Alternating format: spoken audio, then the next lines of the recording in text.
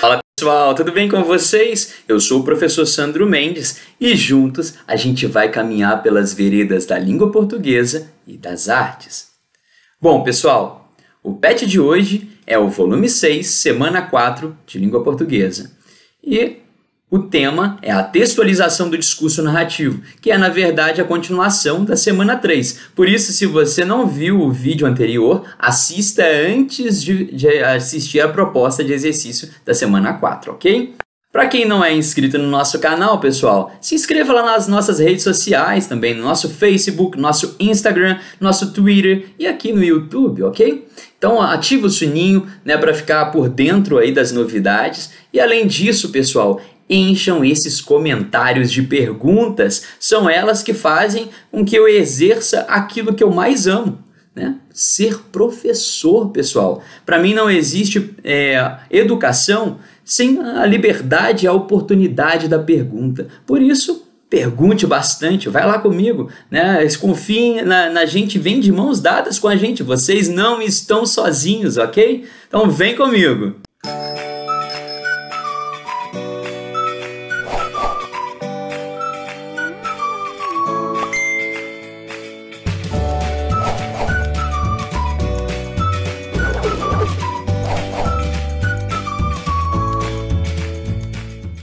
Pessoal, olha só, esse PET aqui faz aí, na verdade, uma retomada de conceito logo em sua introdução, ok? Então, na verdade, ele está retomando alguns conceitos feitos pelos antigos PETs. Vamos dar uma olhada?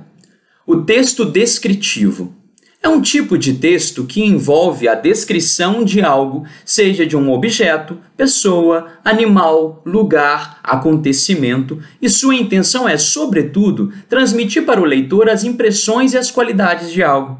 Em outras palavras, o texto descritivo capta as impressões de forma a representar a elaboração de um retrato, como uma fotografia revelada por meio das palavras. Para tanto, alguns aspectos são de suma importância para a elaboração desse tipo textual, desde as características físicas ou psicológicas do que se pretende analisar, a saber, cor, textura, altura, comprimento, peso, dimensões, função, clima, tempo, vegetação, localização, sensação e dentre outros. Então, qual que é a nossa atividade diante disso agora, pessoal? O que a gente vai ter que fazer depois da semana 3? Olha só isso aqui. A partir do início dado na atividade da semana 3, desenvolva um texto descritivo, no qual seja criada uma história que apresente os elementos narrativos abordados na questão anterior. E a partir da caracterização dos personagens, crie uma história em que a mulher seja a protagonista e o homem o antagonista. Beleza? Então, quem não sabe essas relações, né, do que é o protagonista e o que é o antagonista, volte lá no PET da semana 3, ok? Então, vamos comigo, pessoal? Vamos dar continuidade? Olha só, pessoal, eu fiz a minha proposta de texto diante daquela semana que a gente apresentou, né, na nossa semana 3. Então, isso aqui, pessoal, vocês têm que ficar ligados no quê? Primeiro, na descrição. Vocês têm que fazer com que a sua narrativa, né, forme um emaranhado de imagens justapostas, ou seja, de forma colocadas em organização, né, em imagens mentais. Então eu tenho que fazer com que o meu leitor veja o meu texto, né, imagine o meu texto. Ok? Então, a descrição ela serve para que facilite a formulação de imagens mentais. Ok? As palavras bem escolhidas já têm esse poder, pessoal. Veja bem, a gente já pensa por imagem. Se eu falo maçã, imediatamente você pensa na palavra, né, no objeto, né, na fruta maçã. Né? Então, cada um vai pensar numa maçã diferente. Então, a partir do momento que eu tenho contato com determinado objeto, né, e percebo como ele se chama, né, eu aprendo ali, eu faço uma relação entre a palavra e o objeto. E essa relação se torna indissociável a partir do momento que eu me torno alfabetizado, né? Então eu vou aprendendo ao longo dos anos, vou vivenciando, experienciando aqueles objetos e sabendo seus nomes. E aí, imediatamente, os seus nomes trazem em si, né, aquele primeiro significado, ou seja, a relação entre a imagem, né, e a palavra, ok? Então essa inter-relação é indissociável, nós pensamos a partir das palavras por imagem, ok? Isso é muito legal, né, pessoal? Então vamos comigo, vamos ver como é que ficou esse texto descritivo a partir daquelas características que eu havia colocado para vocês, né? Eu lembro que eu retratei para vocês uma mulher bem tímida, né, com os cabelos pretos e tal, enquanto o homem era mais misterioso. E eu fiz questão de não colocar nomes nenhum, preservando o texto de origem, né? Então, olha só, vamos comigo? Eu vou ler para vocês, essa é a minha proposta, eu gostaria de ouvir vocês também, tá? Então marquem lá nos comentários, mostrem seu texto nos comentários para mim, que eu vou ler com muito carinho, ok? Então, um último detalhe, já ia esquecendo, nós estamos fazendo aqui, pessoal, um texto literário, ok? O texto literário, ele induz a reflexão. Então eu tenho que fazer alguns jogos de palavras, trabalhar bastante com as figuras de linguagem. Eu não posso entregar para o meu leitor tudo o que eu quero, né? De forma objetiva e clara, sem que ele pense. O texto literário, quando você fecha o livro, você continua pensando e imaginando ele depois, né? Que ele se fecha. A literatura não morre, né? Quando o livro se fecha. Ela permanece viva em nós, né? Então, é isso que a gente quer passar para o nosso leitor.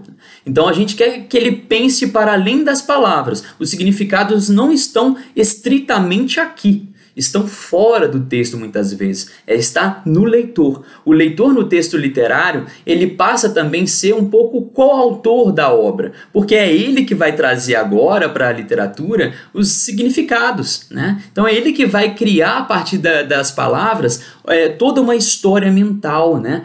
Então é dele também a história. Então prestem bastante atenção comigo aqui, pessoal. Agora sim, vamos lá. Ela, beleza comum, cabelo preto e de corte discreto, a blusa vermelha, a calça preta, caminha pensando literaturas e filosofias. A rua está repleta de calçados que estalam no asfalto. A Biblioteca Nacional nasce ao final da rua, imponente arquitetura do século XIX. A porta de madeira range e ri da rotina pesada de silêncio e dos sonhos não realizados empilhados no tempo. O frio inunda o ambiente e o casaco vermelho não impede os arrepios da pele fina e em corpo frágil. Mais um dia se repetindo, mais um sonho não realizado se acumulando. Os olhos dela não brilham atrás do balcão. O relógio é pesado, é gigante, só seu tique é ouvido no salão. As horas são lentas e ela trêmula, fria e ausente, limpando livros empoeirados de pó. Espirra, o nariz é vermelho, os olhos são vermelhos.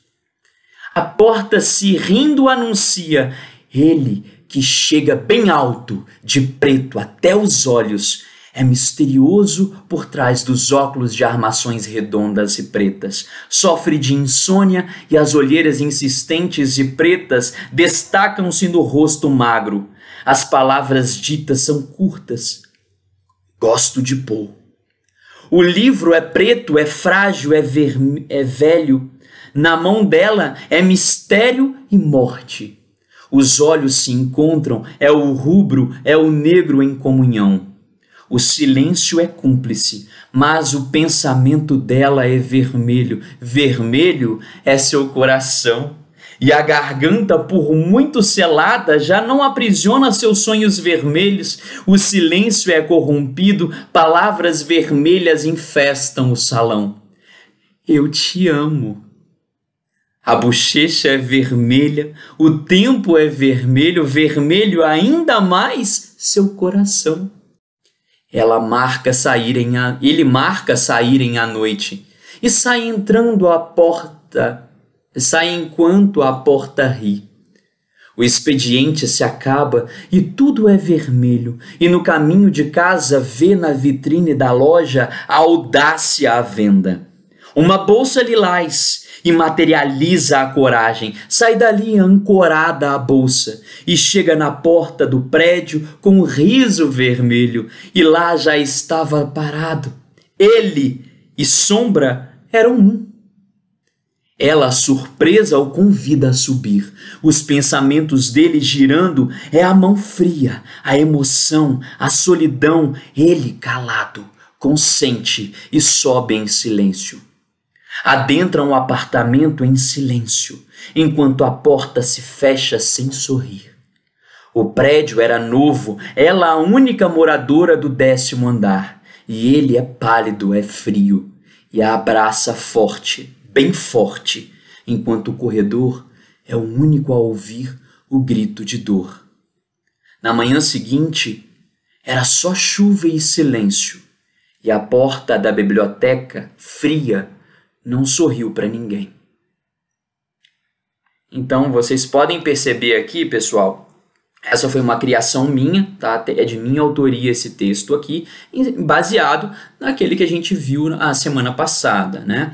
Então, notem que eu tentei manter aqui a literatura, né? Os aspectos da literatura. O que aconteceu com ela, né? Quem que era esse cara? Pouco a gente sabe, né? Nem o nome a gente sabe dele. Era um estranho, né? E para ela parece não ser, né? Parece que ela conhece ele há um tempo.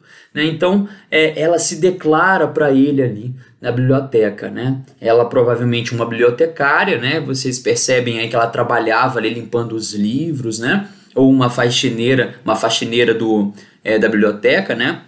Então, vocês percebem que ela caminha até a Biblioteca Nacional, então é o local de trabalho dela. Isso vai sendo formado, né, com pistas do texto. Não se entrega tudo para o nosso leitor. A gente tem que fazer ele pensar um pouquinho no texto literário.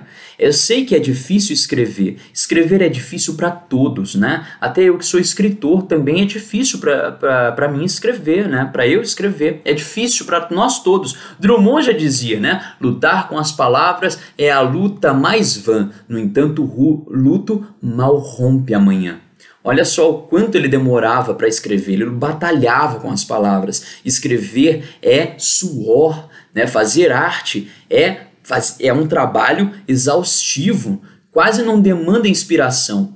Né? Quando a gente fala, não, ele estava muito inspirado, parece que tira, né, do literato ali a capacidade de desenvolver um bom texto.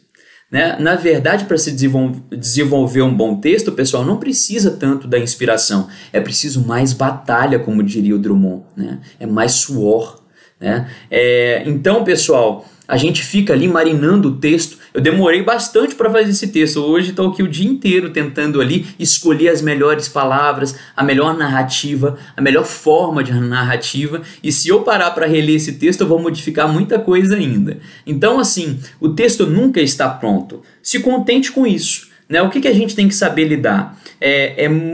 Finalizar o texto de modo, né, que ele realmente não revele tudo para o nosso autor. Para o nosso leitor, desculpa. Né? Então a gente tem que deixar algumas pistas para que ele conclua determinadas coisas. Então tomem cuidado, tá, quando se trata de texto literário. Então a gente tem que ter algumas cautelas e fazer com que o nosso leitor pense. Né? Seja também, em parte, autor. Você, enquanto autor de texto literário, dê a oportunidade do seu leitor também fazer parte da criação do seu texto.